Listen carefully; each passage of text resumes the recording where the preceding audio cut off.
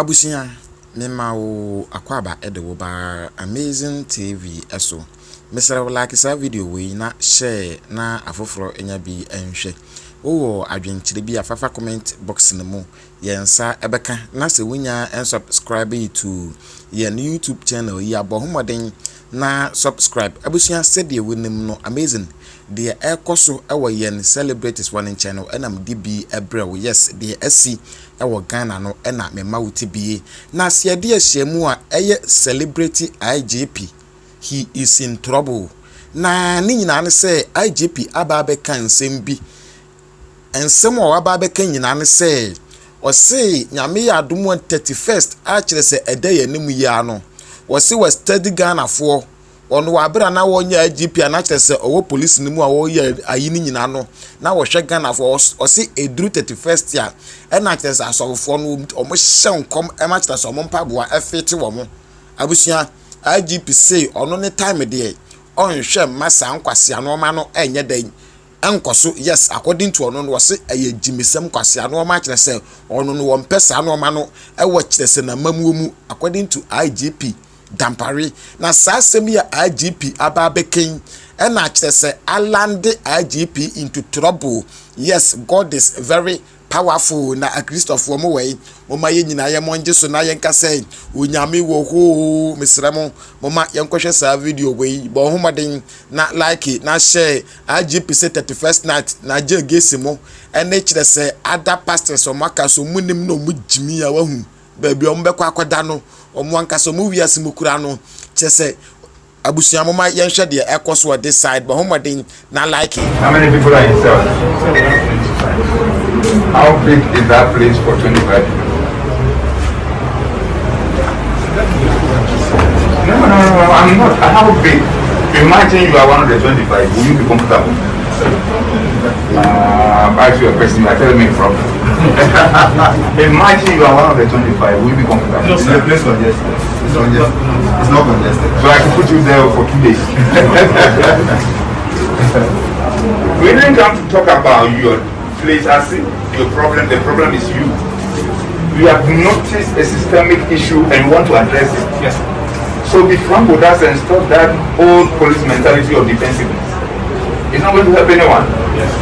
We can't put 25 people in that space. Yes. And at times they get to 30, at times they get to 40. Yes. And you are breathless.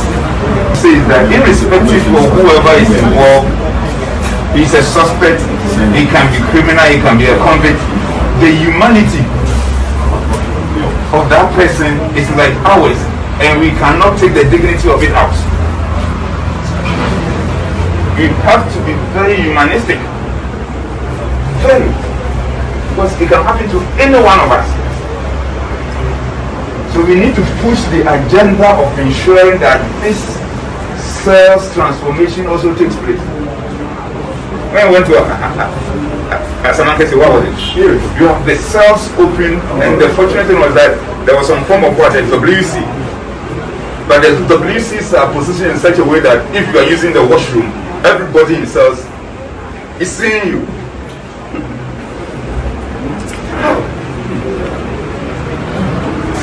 No, do you understand?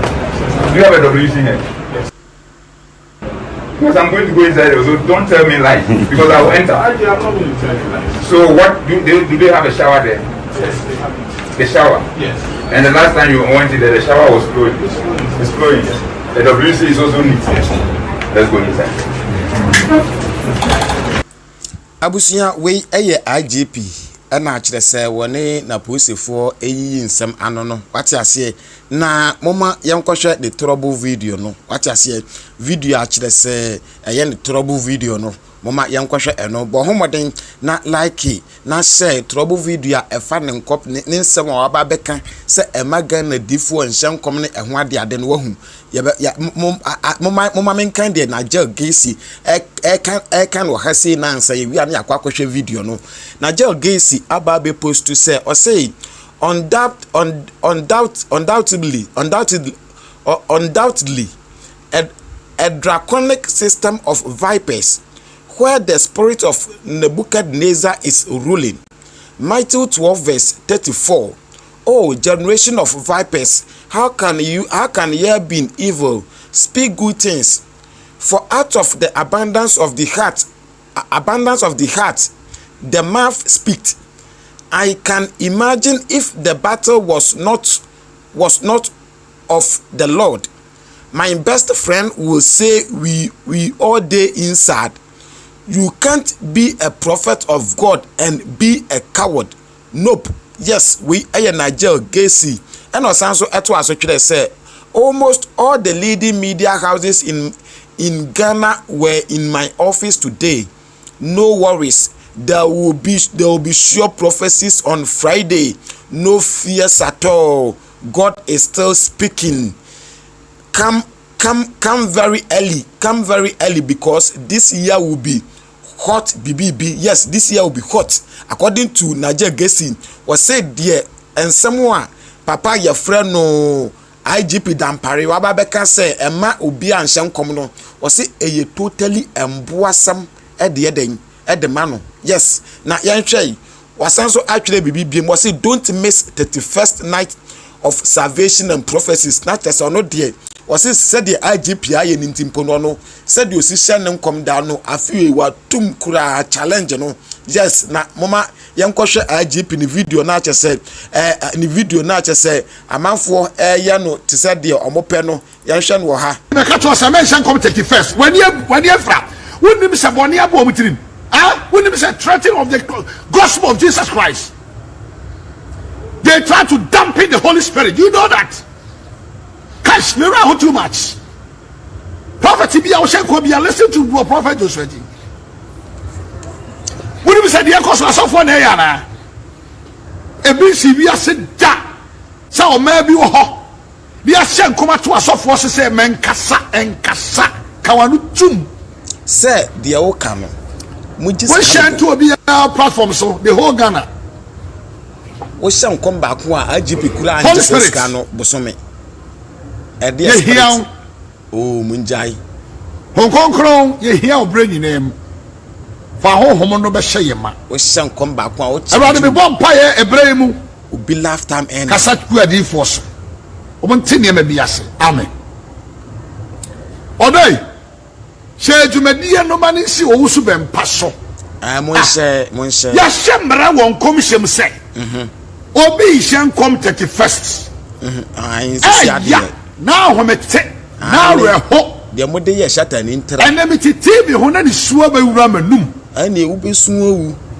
police na ye interview no wa Adom TV ni se sa wo hye nkom no do court wa no akofa Gabriel efri soro na sampa anka onkofa sa busuwa senka wo bi si da e bi si wi ase da sika yese ma ujinti obua Ghana ujinti obua anadu ahinia pedien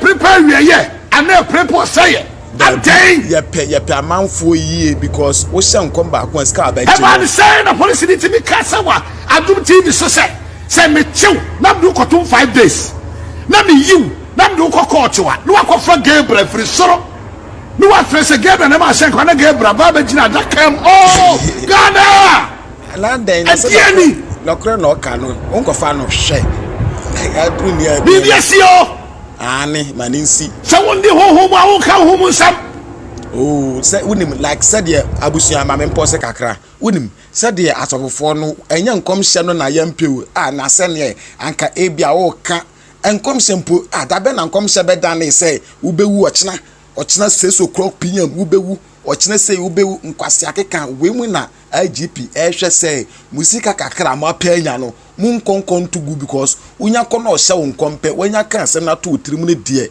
wo ba wo mis wudu sika be den ebeko ni sunsum a won ka sunsum nsam eye musuo si ebetu bia kebeka se na nanum anya de si ebetu bia kebeka se na nanum anya de no kra ni se dia sofo ne kra ye no Ghana ha no se ye hwanke o se ye gun sorry dance bia ye sizi prophecy keke no wo preset de be ye 31st night wo benya sika akwakoto brand new car 2022 na wo dia flex say Nyankopon wa hira wo nso wa sorry ma no de Nyankopon hira ne de ebi so mo so enye yie Kwasi Yade.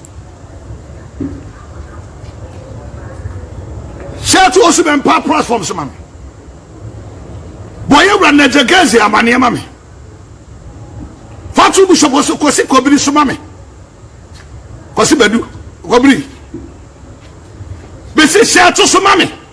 IGP Dampare or Nebuchadnezzar. Yes, IGP say according to one there was what the community as yes humanity said yen was what yes and na unu so yes your friend Prophet Joshua Jews and one ni ono nso say IGP Nebuchadnezzar were evil were devil to say na chini na numbronsan bi anya den eniko na asasem na waba beka no wase adanya so mbehye nkom na say etofa ho a eya unim we omokunyina no omokose de be ya 2022 1st January 2022 bia be launching a brand new car. This is what they are all fighting for.